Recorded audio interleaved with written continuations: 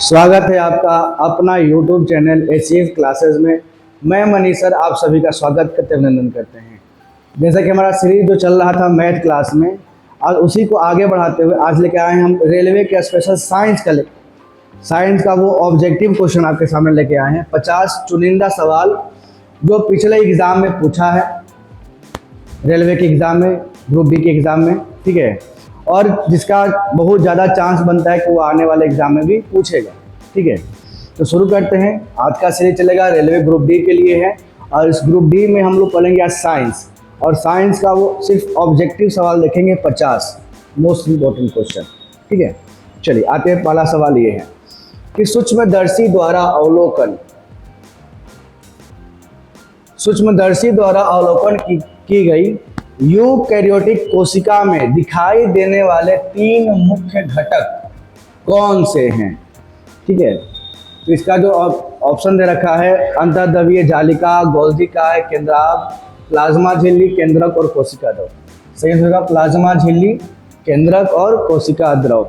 और ये सवाल देखिए 2026 का ही है, 8 जनवरी 2026 को पूछा है। सवाल नंबर दूसरा, कौन सी घटना परासरण में कोशिका भित्ति की भूमिका को दर्शाती है?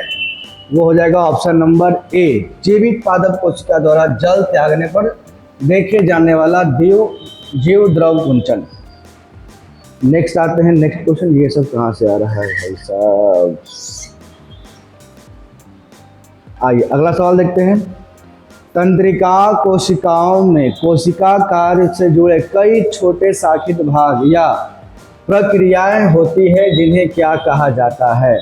ऑप्शन दे रखा है आपका द्रुमिका, अक्षतंतु, तंत्रिका, शिरा और केंद्रक। इनसे हो जाएगा द्रुमिका, डेंड्राइट, ठीक है, इसको बोलते हैं डेंड्राइट। चिकनी अंतःप्रदवकीय जालिका के सही कार्य का चयन करें। चिकनी अंतःप्रदवकीय जालिका जो है उसका सही काम क्या है? उसका सही काम है लिपिड का संश्लेषण करना, लिपिड सेंसेशन।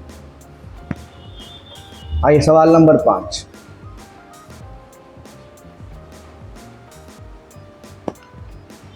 बोला गया है, केंद्रक के संबंध में निम्नलिखित में से कौन सा कथन सही नहीं है? केंद्रक के संबंध में कौन सा कथन सही नहीं है? केंद्रीय झिल्ली एवं अरंध्रीय और दृढ़ संरचनाएं हैं। ये ऑप्शन होंगे केंद्रक। कोशिका आकार के संबंध में निम्नलिखित में से कौन सा कथन सही है कोशिका आकार के लिए, ठीक है। तो ये कोशिका आकार में कोशिका का आकार उसके कार्य के संबंधित होता है, जीव के आकार से संबंधित नहीं होता है। सही बात है, ऑप्शन नंबर सी। आइए, निम्नलिखित में से कौन सी कोशिका जलांश में परिवर्तन करके अपना आकार बदलता है? कौन सा कोशिका जो है जलांश में परिवर्तन करके अपना आकार बदलता है? पादप कोशिका। कौन सा कोशिका? पादप कोशिका। आइए, यदि कोशिका विभाजन द्वारा उत्पादित 2 संतति कोशिकाओं की संरचना में मामूली अंतर दिखाई देता है तो डीएनए प्रतिलिपियन की प्रक्रिया के दौरान कौन सी प्रक्रिया इन विभिन्नताओं का सबसे संभावित कारण है? ऑप्शन यहाँ दिखेगा आपको, यहाँ पे, ठीक है। ऑप्शन हो जाएगा इसका डीएनए प्रतिलिपि के बाद प्रोटीन संश्लेषण में त्रुटि, जैव रासायनिक अभिक्रिया की अंतर्निहित अविश्वसनीयता कारण डीएनए प्रतिलिपि के दौरान मामूली भिन्नताएं, डीएनए प्रतिलिपि का नई कोशिकाओं में अपूर्ण पृथक्करण, या केंद्रक में डीएनए ब्लूप्रिंट की उपस्थिति। इसका जो सही आंसर हो जाएगा वो हो जाएगा ऑप्शन नंबर बी, जैव रासायनिक अभिक्रिया के अंतर्निहित अविश्वसनीयता के कारण डीएनए प्रतिलिपियन के दौरान मामूली विभिन्नताएं। निम्नलिखित में से कौन सी संरचना रुच्च अंतःप्रदवकीय जालिका झिल्ली के पृष्ठ पर उपस्थित होता है? इसका सही आंसर हो जाएगा ऑप्शन नंबर ए, राइबोसोम, है ना। रुच्च अंतःप्रदवकीय मतलब कि खुरदरी अंतःप्रदवकीय जालिका झिल्ली के पृष्ठ पर क्या उपस्थित रहेगा? तो राइबोसोम, ठीक है। माइटोकॉन्ड्रिया इसलिए विशेष है क्योंकि इसमें स्वयं का डीएनए और राइबोसोम पाए जाते हैं। इस आधार पर उसके क्या कार्य हैं, ठीक है। ऑप्शन दे रखा है अपने स्वयं के कुछ प्रोटीन बनाना, सही काम है, ऑप्शन नंबर ए। आइए सवाल नंबर 11, निम्नलिखित में से कौन सा उत्तक नहीं है? कौन सा जो है वो ऊतक नहीं है? हो जाएगा लाल रक्त कणिका, आरबीसी। आरबीसी ये ऊतक नहीं है। आइए सवाल नंबर 12 पे आते हैं।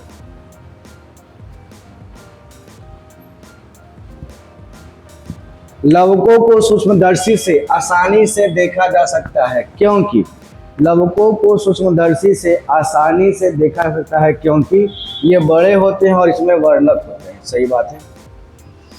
यदि किसी कोशिका में प्रकारात्मक गोल्जी कॉम्प्लेक्स का अभाव है तो यह मुख्यतः किसमें विफल होगा?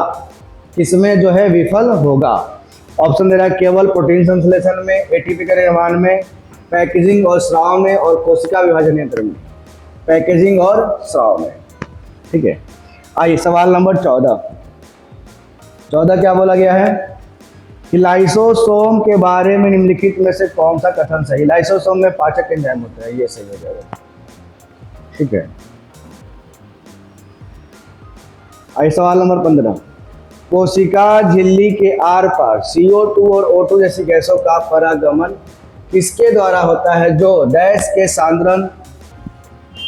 सांद्रण से डैश सांद्रता की ओर होता है? ठीक है, ये सवाल इंपॉर्टेंट हो जाएगा। इसका हो जाएगा कोशिका झिल्ली के आर पर CO2 और O2 जैसी गैसों का परागमन विसरण के द्वारा होता है जो उच्च से निम्न सांद्रता की ओर होता है। उच्च से निम्न, उच्च से निम्न। आइए सवाल नंबर 16।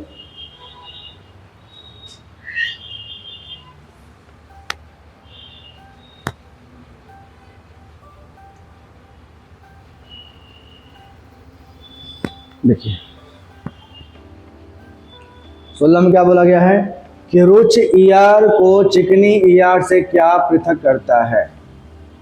रुक्ष ईआर मतलब कि जो है रुखड़ा, रुखड़ा अंतःप्रदवकीय जालिका, एंडोप्लाज्मिक रेक्टिकुलम इसका फेलो। ईआर मतलब एंडोप्लाज्मिक रेक्टिकुलम, और चिकनी एंडोप्लाज्मिक रेक्टिकुलम से क्या अलग होता है? तो ये राइबोसोम।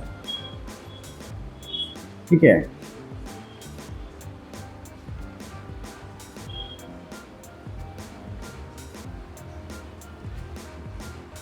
RER मतलब कि रफ एंडोप्लाज्मिक रेक्टिकुलम पे राइबोसोम उपस्थित होता है और स्मूथ एंडोप्लाज्मिक रेक्टिकुलम पे राइबोसोम अनुपस्थित होता है, यही अलग होता है। ठीक है। आइए 17 नंबर सवाल। गोल्जी उपकरण निम्नलिखित में से किस अंगक से संबंधित है? गोल्जी उपकरण का संबंध किससे है? गोल्जी उपकरण अंतःप्रदवकीय जालिका से, एंडोप्लाज्मिक रेक्टिकुलम से। कोशिका में लाइसोसोम की क्या भूमिका होती है? सवाल नंबर 18। कोशिका में लाइसोसोम की क्या भूमिका होती है? विजातीय पदार्थों का पाचन करना। सवाल नंबर 19। दृश्य केंद्रीय पेशी तल्या गुलगुटित अंतर्द्रवकीय जालिकेवर प्रमुखत्याने कोणती जवाबदारी असते? अच्छा, ये तो लगता है कि मराठी दे दिया, मराठी भाषा में लिख दिया, मराठी। ठीक है। अच्छा, मराठी को समझ में आ रहा है? समझिएगा भाई, मराठी भाषा में लिखा है। आइए सवाल नंबर 19। सवाल नंबर 20। 19 तो मराठी भाषा में था। आइए, निम्नलिखित में से कौन सा कोशिकीय अंगक कोशिकाओं में उत्पादों के भंडार, संशोधन और पैकेजिंग का काम करता है? पैकेजिंग का काम करता है। आंसर हो जाएगा option number C, Golgi complex. आइए, निम्नलिखित में से कौन सा कथन हाइड्रा जैसे जीवों में मुकुलन की प्रक्रिया को सही वर्णन करता है? एक मुकुलन नियमित कोशिका विभाजन के कारण एक उभार के रूप में बनता है और परिपक्व होने पर अलग हो जाते हैं। ऑप्शन नंबर सही है। ठीक है। आइए सवाल नंबर 22। अमीबा में द्रव विखंडन के दौरान निम्नलिखित में से कौन सा अंगक सबसे पहले विभाजित होता है? सबसे पहले होगा भेद केंद्रक। ठीक है।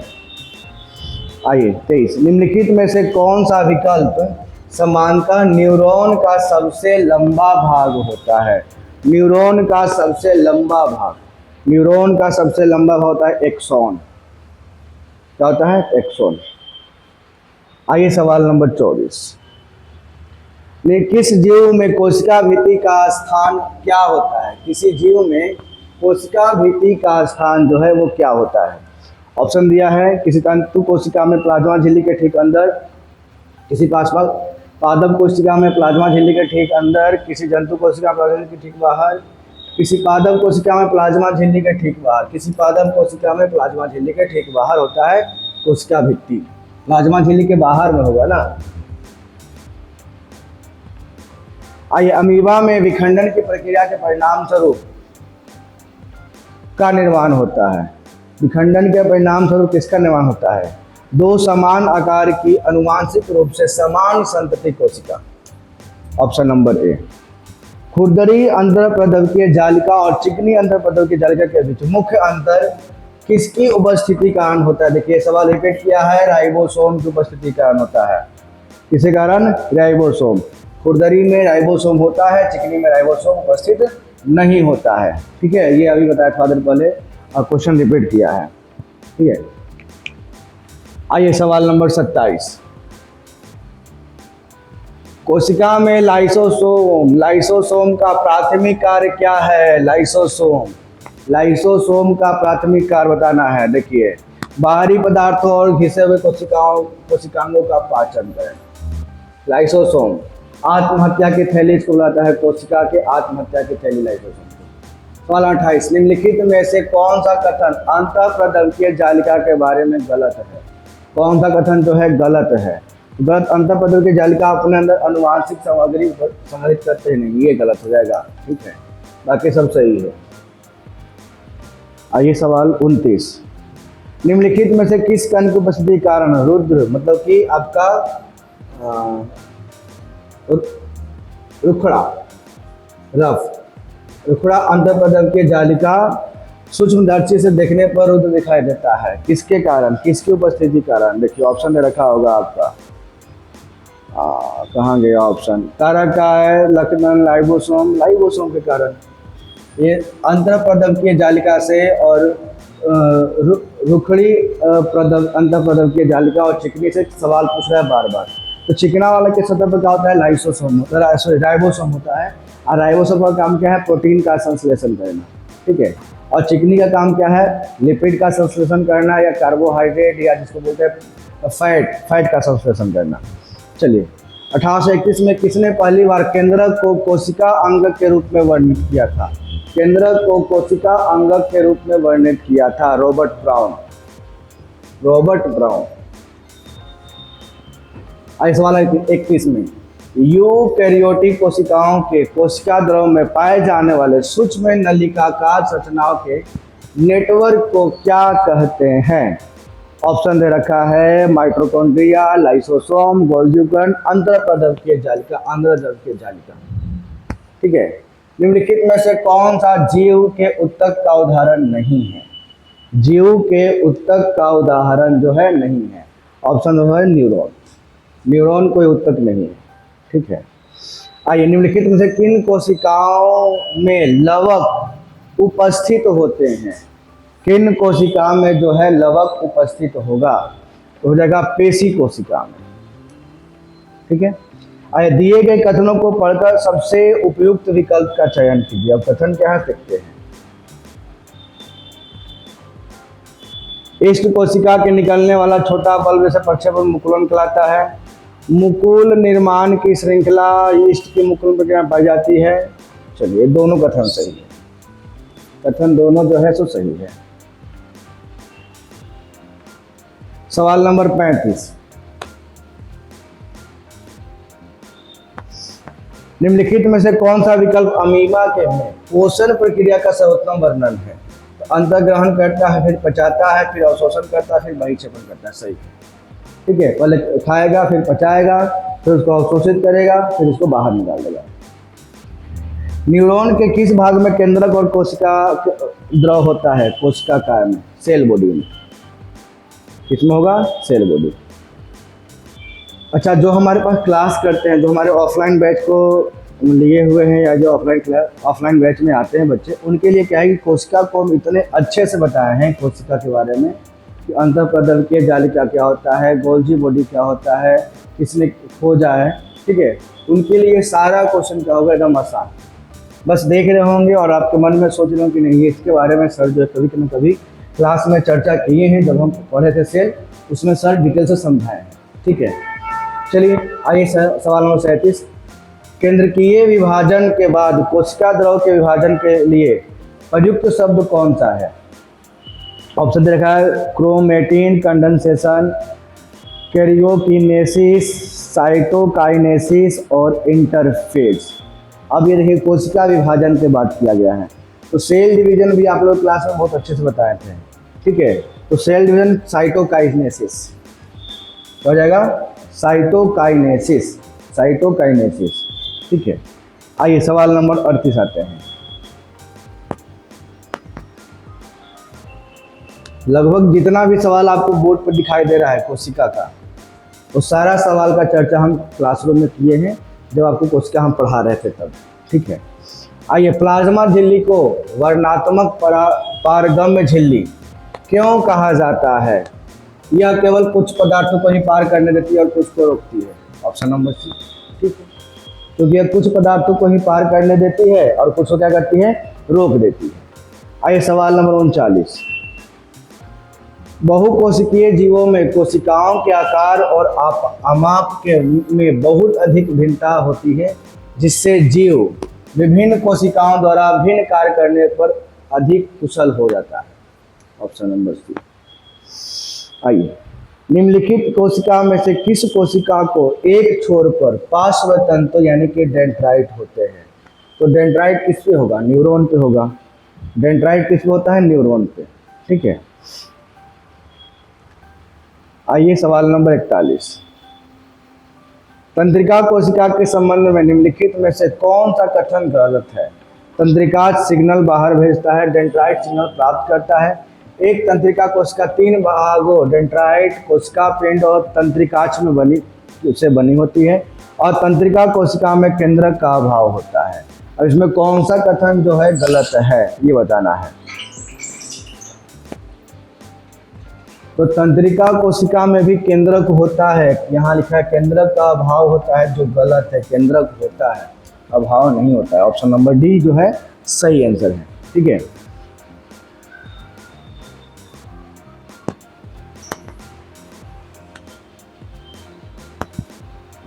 आइए सवाल नंबर आते हैं 42 पे। चयनात्मक पारगम्य झिल्ली के माध्यम से जल के विसरण को क्या कहते हैं? जल के विसरण को क्या कहते हैं? इसका आंसर है परासरण, ओस्मोसिस, परासरण। सवाल नंबर 43। निम्नलिखित में से कौन सा जीव द्विखंडन द्वारा प्रजनन करता है? कौन सा जीव जो है द्विखंडन द्वारा प्रजनन करता है? अमीबा। ठीक है, कौन सा हो जाएगा, अमीबा। सवाल नंबर 44। अमीबा जैसे जीवों में प्रजनन की अलैंगिक विधि निम्नलिखित में से कौन सी है? अभी देखिए दोनों एक दूसरे पर डिपेंड है क्वेश्चन। ठीक है, 43 और 44 जो क्वेश्चन है वो दोनों एक दूसरे पर डिपेंड है। तो देखिए इसमें लिखा क्या है कि कौन सा जीव द्विखंडन द्वारा प्रजनन करता है, तो अमीबा। अब अमीबा का पूछा है, अमीबा का प्रजनन लैंगिक विधि कौन सा है, तो द्विखंडन, बाइनरी फिगर। ठीक है, ऑप्शन नंबर बी। सवाल देखिए, अच्छा ये जो हमारा जो है, और ये हमारा जो चैनल है यूट्यूब चैनल है और फेसबुक है, यूट्यूब है आपका अचीव क्लासेस ऑफिशियल, इसको इंस्टाग्राम भी अचीव क्लासेस से है, फेसबुक भी अचीव कम्पिटिटिव क्लासेस से, और टेलीग्राम पर भी आपका अचीव कम्पिटिटिव क्लासेस से। आप सभी को ज्वाइन कर सकते हैं, जितने भी आपको चैनल दिखाई दे रहा है, यूट्यूब, इंस्टाग्राम, फेसबुक और टेलीग्राम, सभी से जुड़े रहिए। मेनली टेलीग्राम पर क्या है कि टेलीग्राम पर जो भी हम क्लास में पढ़ाते हैं उसका PDF जो है टेलीग्राम पर मिल जाएगा। ठीक है, और कोई भी क्लास का जो नोटिफिकेशन होता है वो टेलीग्राम के माध्यम से आप तक पहुंच जाता है। फेसबुक क्या है, आपका जो भी शॉर्ट वीडियो आता है वो फेसबुक पर मिलेगा, इंस्टाग्राम पर भी आपको मिलेगा, और यूट्यूब पर जो हमारा क्लास चल रहा है वो यूट्यूब पर चलते रहेगा, अचीव क्लासेस ऑफिशियल पे। ठीक है, उसमें आपका मैथ का क्लास, साइंस का क्लास, आपका GS का क्लास, सभी क्लासेस का आपका डिटेल से जो है आपको फ्री ऑफ कॉस्ट यूट्यूब पर पढ़ाया जा रहा है। आप ज्वाइन कीजिए अच्छे से।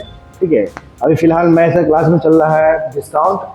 इसके पहले हमने मैथ में पढ़ा दिए हैं प्रॉफिट लॉस, पढ़ा दिए हैं परसेंटेज, और पढ़ा दिए हैं आपका क्या बोल सकते हैं उसको, डिजिटल सम यानी कि कैलकुलेशन। ठीक है, इन तमाम तरह का वीडियो जिसका डिमांड आप लोग का था वो सारा चीज़ आपको पूरा करते आ रहे हैं। और अभी आपका डिमांड था डिस्काउंट का, तो डिस्काउंट चल रहा है। और वो सारा वीडियो जो है ये यूट्यूब क्लासेस पे, यूट्यूब चैनल पे HEF क्लासेस ऑफिशियल पे अपलोड होगा। तो आप जाइएगा वहाँ पर, देखिएगा, पसंद आएगा लाइक कीजिएगा, सब्सक्राइब कीजिएगा, अपने दोस्तों के साथ शेयर करना ना भूलिएगा। ठीक है, आइए अगले क्लास में, अब मतलब अगले क्वेश्चन में 46 नंबर सवाल। निम्नलिखित में से कौन सा जीव प्रजनन की बहुविखंडन मोड़ के माध्यम से गुणन करता है? बहुविखंडन गुण के माध्यम से गुणन करता है। इसका आंसर हो जाएगा Plasmodium, option number D. Option number D Plasmodium. आइए सवाल नंबर 47। एक कोशिकीय जीव का समान अनुवांशिक सामग्री वाले दो बराबर संतति कोशिका में विभाजन को निम्नलिखित में से क्या कहा जाता है? बाइनरी विखंडन, जो अमीबा में होता है। ठीक है, जिसे बोलते हैं द्विविखंडन। आइए, दो न्यूरॉन्स के बीच के अंतराल को क्या कहते हैं? अब देखिए, न्यूरॉन्स होता है दो न्यूरॉन्स के बीच के अंतराल क्या बोलते हैं? सिनेप्स। क्या बोलते हैं? सिनेप्स। और ये सवाल भी 9 जनवरी 2026 में पूछा गया है। ठीक है, आइए आज का सेकेंड लास्ट सवाल। निम्नलिखित में से किस प्रक्रिया के परिणाम स्वरूप दो समान संतति कोशिकाओं का निर्माण होता है? क्योंकि एक ही सवाल को घुमा फिरा के पूछता है।